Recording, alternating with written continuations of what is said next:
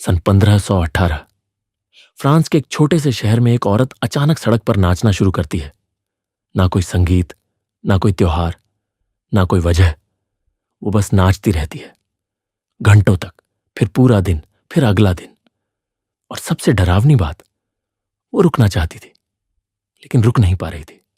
कुछ ही दिनों में उसके साथ दर्जनों लोग नाचने लगे, फिर सैकड़ों।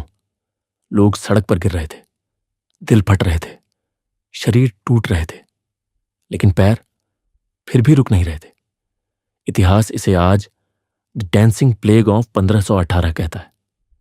लेकिन असली सवाल यह है, क्या यह कोई बीमारी थी, कोई जहरीला फंगस, कोई धार्मिक श्राप, या फिर इंसानी दिमाग का ऐसा टूटना जिसे आज भी विज्ञान पूरी तरह समझ नहीं पाया।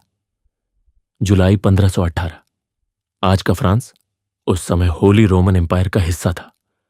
शहर का नाम था स्ट्रासबर्ग।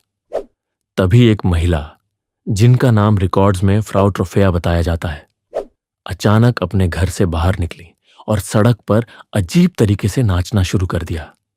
शुरुआत में लोगों को लगा शायद वो खुश हैं या शराब के नशे में हैं, लेकिन कुछ देर बाद चीजें अजीब होने लगीं।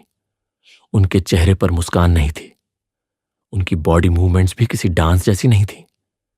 ऐसा लग रहा था जैसे उनका शरीर जबरदस्ती हिल रहा हो। वो घंटों तक नाचती रहीं। इतिहासकारों के अनुसार वो लगभग लगातार कई दिनों तक नाचती रहीं। बीच बीच में गिरती, थक जाती, लेकिन फिर उठकर दोबारा नाचने लगती। और फिर कुछ ऐसा हुआ जिसने पूरे शहर को दहला दिया। एक एक करके दूसरे लोग भी उसी तरह नाचने लगे। पहले 5, फिर 20, फिर 50। कुछ ही हफ्तों में करीब 400 लोग इस अजीब डांसिंग मैनिया का हिस्सा बन चुके थे। अब स्ट्रासबर्ग की गलियां किसी त्योहार जैसी नहीं, बल्कि किसी हॉरर फिल्म जैसी लग रही थी। लोग बिना कंट्रोल के नाच रहे थे। कुछ लोगों के पैर खून से भर गए थे। कई लोग सड़क पर बेहोश होकर गिर रहे थे। कुछ को हार्ट अटैक आया, कुछ स्ट्रोक से मर गए। और सबसे अजीब बात, उस समय के डॉक्टर्स को लगा कि लोगों के शरीर में गर्म खून ज्यादा हो गया है और उसका इलाज है उन्हें और नचाना। हां, सच में शहर की अथॉरिटीज ने एक स्टेज बनवाया। म्यूजिशियन बुलाए गए, ड्रम और पाइप बजाए गए ताकि लोग पूरा नाच लें और बीमारी निकल जाए। लेकिन हुआ इसका उल्टा। जितना संगीत बजा, उतने ज्यादा लोग नाचने लगे। पूरा शहर धीरे धीरे डर में बदलने लगा। लोग अपने घरों के दरवाजे बंद करने लगे। मां बाप बच्चों को बाहर भेजना बंद कर चुके थे, क्योंकि किसी को नहीं पता था यह बीमारी फैल कैसे रही है। क्या यह छूने से फैलती है, देखने से, या सिर्फ डर से? उस दौर के रिकॉर्ड्स बताते हैं कि लोग सच में मानने लगे थे कि यह कोई श्राप है। कुछ लोगों का विश्वास था कि सेंट विटस नाम के संत का गुस्सा शहर पर उतर आया है। मध्यकालीन यूरोप में सेंट विटस को ऐसी अजीब हरकतों और अनकंट्रोलेबल डांसिंग से जोड़ा जाता था। लोगों को लगा कि भगवान नाराज है, इसलिए कई पीड़ितों को एक मंदिर ले जाया गया, जहां उनके पैरों में लाल जूते पहनाए गए, उनके ऊपर धार्मिक अनुष्ठान किए गए और प्रार्थनाएं करवाई गईं। धीरे धीरे कुछ लोगों का नाचना बंद हुआ, लेकिन असली सवाल अब भी वही था। यह हुआ क्यों? आज 500 साल बाद भी इसका कोई एक पक्का जवाब नहीं है, लेकिन वैज्ञानिकों और इतिहासकारों ने कई थियरीज दी हैं। सबसे लोकप्रिय थियरी कहती है कि लोगों ने गलती से अर्गॉट नाम का जहरीला फंगस खा लिया था। यह फंगस अक्सर पुराने गेहूं या राई में उगता है और इसमें ऐसे केमिकल्स होते हैं जो हेलुसिनेशंस और शरीर के अनकंट्रोलेबल मूवमेंट्स पैदा कर सकते हैं। कुछ एक्सपर्ट्स ने इसे एलएसडी जैसी रिएक्शन से भी कंपेयर किया है। पहली नजर में थ्योरी काफी बिलीवेबल लगती है, लेकिन इसमें एक बड़ी प्रॉब्लम है। एर्गॉट पॉइजनिंग इंसान को कमजोर और कंफ्यूज्ड बना सकती है, लेकिन लगातार दिनों तक इतना फिजिकली इंटेंस डांसिंग करवाना लगभग इम्पॉसिबल माना जाता है। और अगर फंगस वजह होता तो पूरा शहर बीमार पड़ता, सिर्फ कुछ लोग नहीं।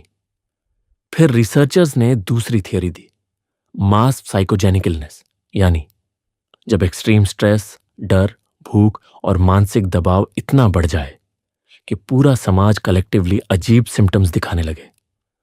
और अगर उस समय का हाल देखें तो ये थ्योरी काफी मजबूत लगती है।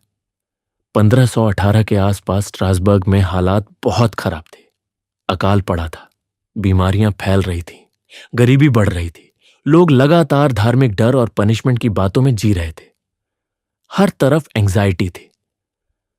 अब इमेजिन करो, आप ऐसे समय में जी रहे हो जहां लोग सच में मानते हैं कि भगवान गुस्सा होकर श्राप दे सकते हैं। फिर आप देखते हो कि सड़क पर लोग अनकंट्रोलेबली नाच रहे हैं, चीख रहे हैं, गिर रहे हैं। धीरे धीरे आपका दिमाग भी उसी डर को सच मानने लगता है। आज साइकोलॉजी में इसे कलेक्टिव हिस्टीरिया जैसा फिनोमिनन माना जाता है, और इतिहास में ऐसे केसेस सिर्फ एक बार नहीं हुए। यूरोप में अलग अलग समय पर लाफिंग एपिडेमिक्स, क्राइंग आउटब्रेक्स और स्ट्रेंज रिलीजियस ट्रांसेस भी रिकॉर्ड हुए हैं। लेकिन 1518 का डांसिंग प्लेग सबसे खतरनाक और मिस्टीरियस केसेस में गिना जाता है, क्योंकि यहां लोग सिर्फ बिहेव अजीब नहीं कर रहे थे, लोग मर रहे थे। अब सोचो, अगर आज अचानक किसी शहर में लोग बिना वजह सड़क पर अनकंट्रोलेबली नाचना शुरू कर दें और कोई एक्सप्लेनेशन ना मिले, तो क्या होगा?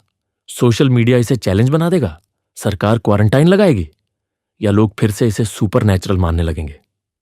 शायद सबसे डरावनी बात यही है कि इंसानी दिमाग आज भी उतना ही फ्रेजाइल है जितना 500 साल पहले था।